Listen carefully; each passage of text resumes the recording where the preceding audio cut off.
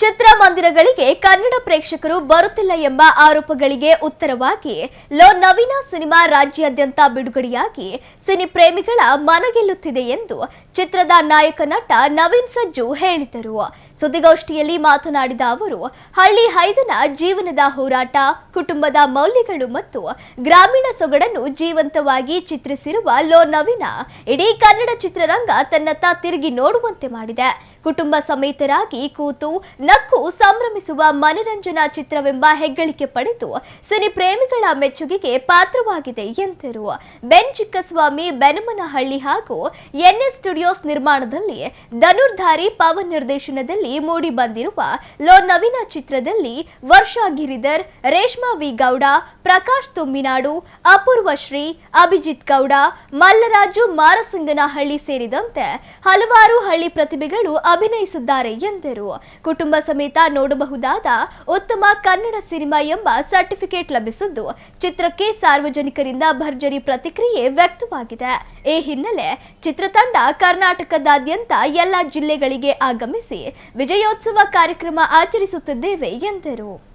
ನಾನು ಇದುವರೆಗೂ ಗಾಯಕನಾಗಿ ಸಂಗೀತ ನಿರ್ದೇಶಕನಾಗಿ ನಂದು ಸಿನಿಮಾ 2013ನಲ್ಲಿ ಲೂಸಿಯಾ ಅಂತ ಆ ಸಿನಿಮಾ ಮುಖಾಂತರ ಗಾಯಕನಾಗಿ ಬಂದಿದ್ದು. ನಾನು ಲೂಸಿಯಾ ಚಿತ್ರದಲ್ಲಿ 4 ಸಾಂಗ್ಗಳಾಡಿ ಮೊದಲನೇ ಹಾಡಿಗೆ ಉತ್ತಮ ಹಿನ್ನೆಲೆ ಗಾಯಕನಾಗಿ ರಾಜ್ಯ ಪ್ರಶಸ್ತಿ ಬಂತು. ಇದುವರೆಗೂ 400 ಸಿನಿಮಾಗಳಿಗೂ ಹೆಚ್ಚು ಸಿನಿಮಾಗಳಿಗೆ ಹಿನ್ನೆಲೆ ಗಾಯನ ಹಾಡ್ಕೊಂಡು ಬರ್ತಾಯಿದ್ದೀನಿ.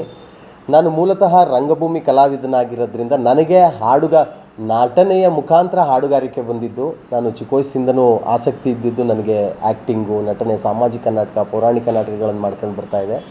ಸೊ ನನಗೆ 2014ಇಂದನೂ ನನಗೆ ಮಾಡಿದ್ರೆ ಒಂದು ಒಳ್ಳೆ ಸಿನಿಮಾ ಮಾಡಬೇಕು, ಗಾಯಕನಾಗಿ ಏನೇನು ಸಕ್ಸಸ್ಗಳು ಸಿಕ್ಕಿದೆ. ಬಟ್ ಸಿನಿಮಾ ಮಾಡಿದಾಗ ಯಾಕಪ್ಪ ನೀನು ಹಾಡುಗಾರಿಕನಾಗಿದ್ದಾಗಲೇ ಚೆನ್ನಾಗಿದ್ದಲ್ಲ, ಈಗ ನಿನಗೆ ಯಾಕೆ ಬೇಕಿತ್ತು ನಿನಗೆ ಈ ಸಿನಿಮಾ ಅಂತ ಅನ್ನಿಸ್ಕೊಳ್ಬಾರ್ದು. ಮಾಡಿದ್ರೆ ನೀನು ಯಾಕೆ ಇಷ್ಟು ವರ್ಷ ತಡ ಮಾಡಿದೆ ಈ ಸಿನಿಮಾ ಕೊಡೋಕ್ಕೆ ಅಂತ ಜನಗಳು ಅನ್ಬೇಕು ಅಂತ ನಾನು ಟೈಮ್ ತಗೊಂಡು ತುಂಬ ಒಂದು ಅಚ್ಚುಕಟ್ಟಾದಂಥ ನಮ್ಮ ಸೊಗಡಿನ ಒಂದು ಅಂದರೆ ಸಿನಿಮಾಗಳಿಗೆ ಒಂದೊಂದು ಪ್ರಾಂತ್ಯಗಳಿರುತ್ತೆ. ಈಗ ಮಂಗಳೂರು, ಮಂಡ್ಯ, ಮೈಸೂರು, ಈ ಥರ ನಮ್ಮ ಭಾಗದ ಅಲ್ಲಿಯ ಪ್ರಾಂತ್ಯದ ಕಥೆಗಳು ಅಂದರೆ ಭಾವನೆಗಳೆಲ್ಲ ಒಂದೇ ಇರುತ್ತೆ. ಸೊ ಹಂಗಾಗಿ ಒಂದೊಳ್ಳೆ ಕಥೆ ಮಾಡಿಕೊಂಡು 2 ಗಂಟೆಗಳ ಕಾಲ ಜನಗಳಿಗೆ ಮನರಂಜನೆ ಮಾಡಬೇಕು. ಆ ಮನರಂಜನೆಯಲ್ಲಿ ಕಾಮಿಡಿ ಆಗಲಿ, ಎಮೋಷನ್ಸ್ ಆಗಲಿ, ಯಾವುದೇ ನಮ್ಮ ಡೈಲಾಗ್ ಮುಖಾಂತರ ಒಂದು ಹೊಲಸು ಪದಗಳಿರಬಾರ್ದು, ದೃಶ್ಯಗಳು ಮುಜುಗರ ತರುವಂಥದ್ದು ಇರಬಾರ್ದು. ಮಕ್ಕಳಿಂದ ಹಿಡಿದು ವಯಸ್ಸಾಗಿರೋರ ತನಕನೂ ಒಂದು ಕಮರ್ಷಿಯಲ್ ಮೂವಿ ಎಂಜಾಯ್ ಮಾಡಬೇಕು. ಥಿಯೇಟ್ರಿಗೆ ಬಂದವರು 2 ಗಂಟೆಗಳ ಕಾಲ ಅವರು ಹೆಂಗೆ ನಮ್ಮ ಸಿನಿಮಾ ನೋಡಿ ಎಂಜಾಯ್ ಮಾಡಿ ಥಿಯೇಟ್ರಿಂದ ಆಚೆ ಹೋಗ್ತಾ ಅಪ್ಪ ನಕ್ಕು ಸಾಕಾಯಿತು, ನಮಗೆ ಒಂದು ಖುಷಿ ತಗೊಂಡು ಹೋಗ್ತಾ ಇದ್ದೀವಿ ಈ ಸಿನಿಮಾನ ನೋಡಿ, ಈ ಥರ ಸಿನಿಮಾನ ನೋಡಿ ಭಾಳ ವರ್ಷ ಆಗಿತ್ತು. ಈ ಥರದ ಒಂದು ಹಿನ್ನೆಲೆ ಇಟ್ಟುಕೊಂಡು ಮಾಡಿದ್ರೆ ಇದೇ ಥರ ಸಿನಿಮಾ ಮಾಡಬೇಕು ಅಂದ್ಕೊಂಡು ನಾವು ತುಂಬ ವರ್ಷಗಳ ಕಾಲ ಅಂದರೆ 3-4 ವರ್ಷಗಳಿಂದ ಕತೆ ಮಾಡಿಕೊಂಡು ಶೂಟಿಂಗ್ ಮಾಡಿ ಇವತ್ತು ನಾವು ಮೇ 15ನೇ ತಾರೀಕು ರಾಜ್ಯಾದ್ಯಂತ ರಿಲೀಸ್ ಆಗಿದೆ. ಸೊ ಡಿಸ್ಟ್ರಿಕ್ಟ್ ವೈಸಲ್ಲಿ ಅಲ್ಲಲ್ಲಿ ಹೋಗಿ ಅಲ್ಲಿ ಮಾಧ್ಯಮ ಮಿತ್ರರನ್ನ ಸಹಾಯಗಳನ್ನು ತಗೊಂಡು ಅವ್ರ ಮುಖಾಂತರ ಜನಗಳಿಗೆ ತಲುಪುವಂಥ ಕೆಲಸನ ಮಾಡ್ತಾಯಿದ್ದೀವಿ. ಇದು ನಮ್ಮ ಬೆಂಗಳೂರು, ಮೈಸೂರು, ನಂಜನಗೂಡು, ಚನ್ನರಾಯಪಟ್ಟಣ, ಕನಕಪುರ ಈ ಭಾಗದಲ್ಲೆಲ್ಲ ತುಂಬ ಚೆನ್ನಾಗಿ ಜನಗಳು ಅಕ್ಸೆಪ್ಟ್ ಮಾಡ್ಕೊಂಡಿದ್ದಾರೆ. ಮತ್ತು ಇವತ್ತಿಗೂ ಕೂಡ ಸಿನಿಮಾ ರಿಲೀಸಾಗಿ 11-12 ದಿನ ಆದ್ರೂ ಇವತ್ತಿಗೂ ಕೂಡ ಮೈಸೂರಿನಲ್ಲಿ ಹೌಸ್ಫುಲ್ಲು 4 ಸ್ಕ್ರೀನ್ ಇದೆ, ಅಲ್ಲಿ 4 ಸ್ಕ್ರೀನ್ನಲ್ಲೂ ಹೌಸ್ಫುಲ್ಲು ಹೋಗ್ತಾ ಇದೆ. ಮತ್ತು ಗಾಯತ್ರಿ ಥಿಯೇಟ್ರ್ನಲ್ಲಿ ಪ್ರತಿದಿನ ಎಲ್ಲ ಸಿನಿಮಾಗಳಿಗೂ 10 ಜನ ಇವತ್ತು ಥಿಯೇಟ್ರ್ಗಳು ಎಲ್ಲ ಮುಚ್ಚುವಂಥ ಪರಿಸ್ಥಿತಿಲಿ ಥಿಯೇಟ್ರ್ಗಳಿಗೆ ಬರೀ 15 ಜನ 20 ಜನ ಹೋಗೋ ಸಮಯದಲ್ಲಿ ನಮ್ಮ ಸಿನಿಮಾಗೆ 350-400 ಜನ ಪ್ರತಿದಿನ ನೋಡ್ತಾ ಇದ್ದಾರೆ. ಇದು ನಮಗೆ ಭಾಳ ಖುಷಿಯಾದಂಥದ್ದು. ಒಂದು ಚಿಕ್ಕ ಸಿನಿಮಾ, ಚಿಕ್ಕ ಕಂಟೆಂಟ್ನ, ಒಳ್ಳೆ ಕಂಟೆಂಟ್ನ ತಂದರೆ ಜನಗಳು ಕೈ ಬಿಡಲ್ಲ. ನಮ್ಮ ಕನ್ನಡಿಗರು, ಕನ್ನಡ ಜನತೆಗಳು ಹೋಗಿ ನೋಡ್ತಾರೆ ಅನ್ನೋದಕ್ಕೆ ಇವತ್ತು ಲೋ ನವೀನ ಸಾಕ್ಷಿಯಾಗಿದೆ. ಸೊ ಹಂಗಾಗಿ ಆ ನಿಟ್ಟಿನಲ್ಲಿ ದಾವಣಗೆರೆಯ ಜನಗಳ ಜೊತೆ ಕೂತ್ಕೊಂಡು ಇವತ್ತು ಸಿನಿಮಾ ನೋಡೋಣ.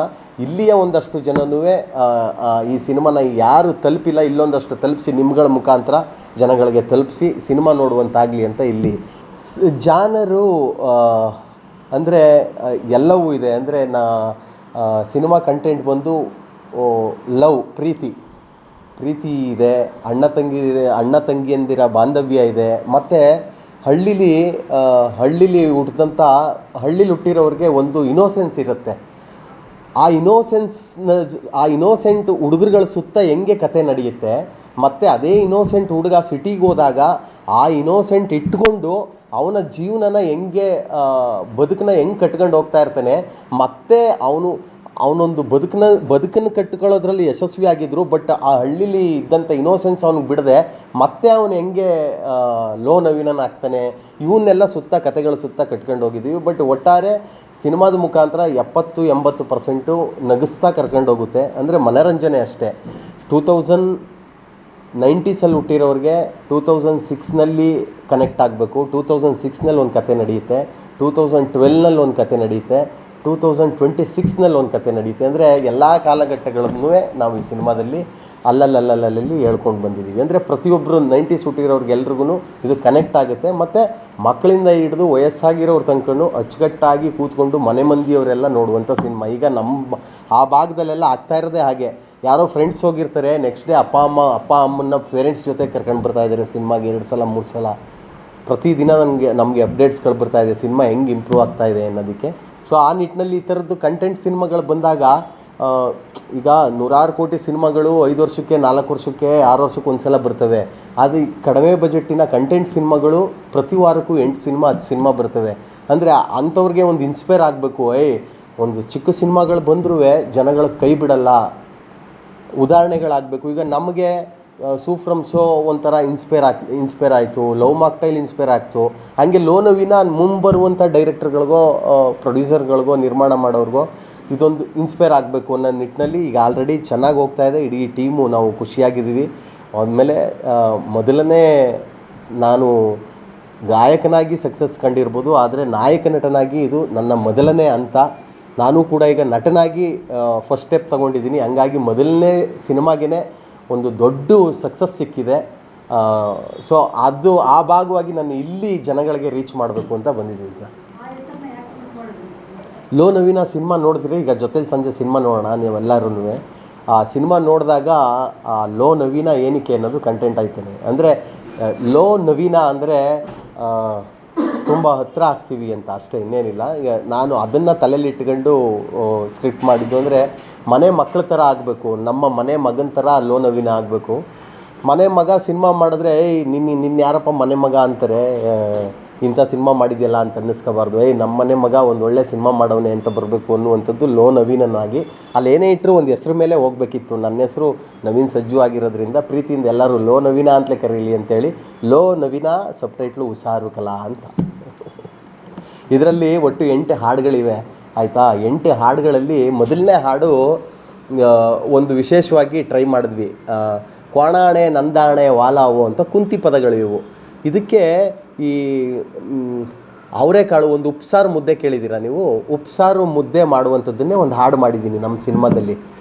ದೊಡ್ಡತಾಯಮ್ಮ ಅಡುಗೆ ಮಾಡೋಕ್ಕೆ ಬತ್ತೀರೋ ಸುದ್ದಿ ಕೇಳಿ ಕ್ವಾಣೆ ಒಳಗೆ ಅವರೆಕಾಳು ಕುಣಿದಾಡ್ತಿದ್ದೋ, ಕ್ವಾಣೆ ಒಳಗೆ ಅವರೆಕಾಳು ಕುಣಿದಾಡ್ತಿದ್ದ ಸುದ್ದಿ ಕೇಳಿ ಬಾಗ್ಲಲ್ಲಿರೋ ಬದನೆಕಾಯಿ ಬಗ್ ನೋಡ್ತಿದ್ದೋ, ಬಾಗ್ಲಲ್ಲಿರೋ ಬದನೆಕಾಯಿ ಬಗ್ ನೋಡ್ತಿದ್ದ ಸುದ್ದಿ ಕೇಳಿ ಇತ್ಲಲ್ಲಿರೋ ಹೀರೆಕಾಯಿ ಇಣಕ್ ನೋಡ್ತಿದ್ದೋ, ಇತ್ಲಲ್ಲಿರೋ ಹೀರೆಕಾಯಿ ಇಣಕ್ ನೋಡ್ತಿದ್ದ ಸುದ್ದಿ ಕೇಳಿ ತಪ್ಲಲ್ಲಿರೋ ಈರುಳ್ಳಿ ಬೆಳ್ಳುಳ್ಳಿ ಜಜ್ಜಾಡ್ತಿದ್ದೋ, ಒಳ್ಕಲ್ ಮೇಲೆ ಮೆಣಸಿಕಾಯಿ ನಸ್ಕಾಡ ಸುದ್ದಿ ಕೇಳಿ ಮಡ್ಕೆಲ್ಲಿರೋ ಹಿಟ್ಟನ ಮುದ್ದೆ ಉಂಟಾಡ್ತಿದ್ದೋ, ಕೊಣಾಣೆ ನಂದಾಣೆ ವಾಲಾವೋ, ಕೊಣಾಣೆ ನಂದಾಣೆ ವಾಲಾವೋ.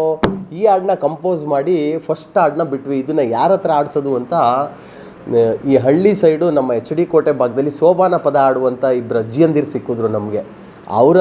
ಅವ್ರನ್ನ ಟ್ರೈನ್ ಮಾಡಿ, ಸೋಬಾನ ಪದ ಆಡುವಂಥ ಅಜ್ಜಿಯಂದಿರನ್ನ ಟ್ರೈನ್ ಮಾಡಿ ಅವ್ರ ಹತ್ರ ಈ ಹಾಡನ್ನ ಆಡಿಸಿ ಈ ಹಾಡನ್ನ ನಾವು ಫಸ್ಟಿಗೆ ಬಿಟ್ವಿ 3 ತಿಂಗಳ ಹಿಂದೆ.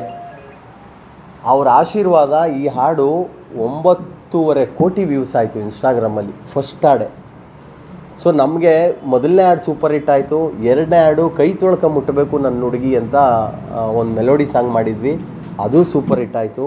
3ನೇ ಹಾಡು ಈ ಹೆಣ್ಣು ಹುಡ್ಕೋರ ಸಮಸ್ಯೆಗಳು ಏನಿರುತ್ತೆ, ಈ ಹೆಣ್ಣಿನ ಮನೆಯವ್ರ ಬೇಡಿಕೆಗಳೇನಿರುತ್ತೆ, ಗಂಡಿಗೆ ಏನೆಲ್ಲ ಪಚಿಚಿ ಇರುತ್ತೆ, ಈ 28-30 ದಾಟಿರೋರು ಸಮಸ್ಯೆಗಳೇನಿರುತ್ತೆ ಅಂತ ಒಂದು ತಮಾಷೆಯಾಗಿ ಹಾಡನ್ನು ಕಟ್ಕೊಟ್ಟಿದ್ದೀವಿ.